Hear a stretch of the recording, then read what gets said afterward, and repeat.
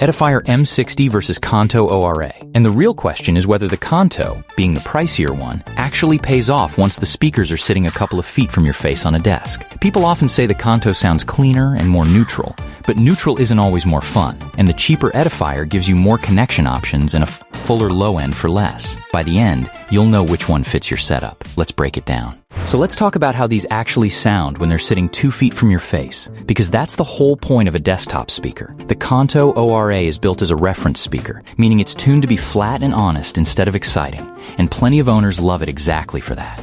It's laid back. It doesn't get fatiguing over a long work session, and the imaging near field is a real strength. The Edifier M60, meanwhile, comes across a bit more lively out of the box, with a 1-inch silk dome tweeter and a 3-inch aluminum driver per side, and people moving up from cheap computer speakers tend to be shocked by how big it sounds. But neither one gets a free pass on tuning. Both have a cluster of owners saying vocals can sound heavy or slightly muffled, and it's the same complaint on both sides, which honestly tells you more about the format than the brands.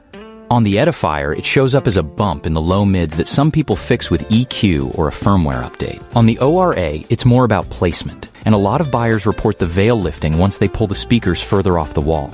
Neither is a deal breaker, but don't expect either to be perfect the second you plug it in. That leads straight into bass. And here, the Edifier has the edge on paper and in practice. 66 watts RMS versus 50 watts RMS on the Kanto pair, and the Edifier reaches down to 58 Hz while the ORA is rated to 70 Hz. That gap is audible. The M60 just moves more air for movies and games. There's one owner of the Edifier who put it well. I'm picky about speakers, and these sold me on the first listen. They have far more bass than I'd expect from something this small, and I was ready to buy a subwoofer to go with them until I heard them. That said, if deep bass is your thing, neither pair replaces a real subwoofer. Both are 2.0 designs with small woofers, and bass-heavy listeners coming from a 2.1 system will notice what's missing.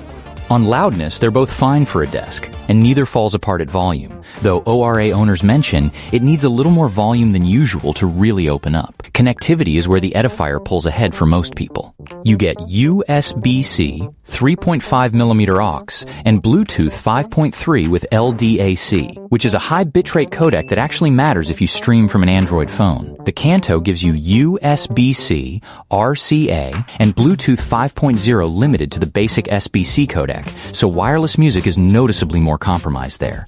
Both have quirks. Some Edifier owners have had to repair after a Bluetooth dropout, and there's a small cluster of Mac users reporting USB-C disconnects that need a power cycle. On the Kanto side, a couple of people report hiss through the RCA input, so USB-C is the safer path there. And both put the controls on a fixed side with no way to swap channels in hardware, which is mildly annoying for cable routing.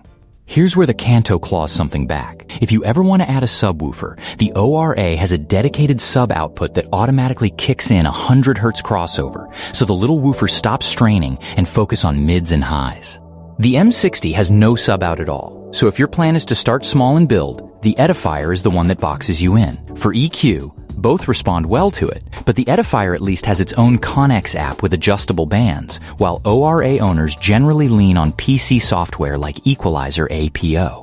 On footprint, the Edifier is about 100mm wide and comes with angled aluminum stands in the package, which is a real bonus for desk use. The Kanto is a touch wider at 4 inches, needs 8 to 10 inches of wall clearance, and its stands cost extra. Kanto also uses a plastic cabinet and an external power supply, and a stray opinion mentions the finish scuffing easily, though that's not a widespread complaint.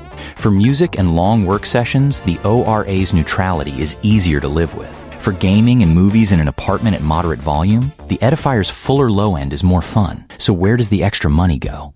The Kanto buys you a reference-tuned presentation, the sub-output for later, and that flat, non-fatiguing balance. The Edifier costs quite a bit less and still gives you more power, deeper bass, LDAC, an app, and stands in the package. Here's the call. For most people shopping this pair, I'd take the Edifier M60 because it costs less and still hands you the harder-hitting low end, the better wireless codec, the app control, and the stands already in the box. If you sit at a desk 8 hours a day and want something honest and easy on the ears over a long stretch, the Kanto earns its higher price, and it's the only one of the two that lets you bolt on a subwoofer later, so plan to expand buyers should lean that way too. But if wireless from an Android phone matters to you, the Aura gives up too much there for what it asks. And you, which one would you pick? Let me know in the comments. Both linked below in the description.